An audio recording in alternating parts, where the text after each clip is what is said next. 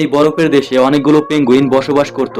একদিন পেঙ্গুইন গুলো লাইন ধরে তাদের রাজার কাছে যাচ্ছিল, কিন্তু তখনই একটা পেঙ্গুইন পড়ে যায়। তখনই সেই লাইনের সবগুলো পেঙ্গুইন ধীরে ধীরে পড়ে যেতে থাকে, কিন্তু হঠাৎ তিনটা বুদ্ধিমান পেঙ্গুইনের বাচ্চা সেই লাইন থেকে বেরিয়ে যায়। এরপর একটা ডিম এসে সেই বাচ্চাগুলোকে ধাক্কা মেরে ফেলে দেয়। সেই ডিমটাকে বাঁচানোর জন্য একটা বাচ্চা দৌড়ে দৌড়ে সেই ডিমের পেছনে যাচ্ছিল, কিন্তু ডিমটা পাহাড়ের কিনারায় এসে থেমে যায়। তখনই সেই বাচ্চাটা ডিমটাকে ধাক্কা মেরে নিচে পড়ে গেলে সেই দুইটা পেঙ্গুইন এসে তাকে বাঁচিয়ে নেয়, কিন্তু সেই ডিমটা গড়াতে গড়াতে একটা জাহাজের উপরে পড়ে যায়। তখনই একজন মানুষ এসে সেই বাচ্চা তিনটাকে ধাক্কা মেরে ফেলে দেয়, যার কারণে সেই বাচ্চাগুলো গড়াতে গড়াতে সেই ডিমের কাছে চলে আসে। তখনই সিলস এসে সেই ডিমগুলোকে খেতে গেলে তাদের মধ্যে থাকা একটা পেঙ্গুইন সেই ডিমটাকে খেয়ে ফেলে। তখন জানা যায় যে পেঙ্গুইনটা ডিমটাকে খায়নি, সে ডিমটাকে সিলসের হাত থেকে বাঁচানোর জন্য পেটের মধ্যে সুরক্ষিত রেখেছে। এরপর তারা সিলসের আক্রমণ থেকে বাঁচার জন্য একটা কামানের উপরে উঠে যায়। তখনই ভুল করে একটা সিলস ফায়ার করে দেয়, যার ফলে তারা উড়তে উড়তে একটা ছোট্ট পাহাড়ের উপরে গিয়ে পড়ে।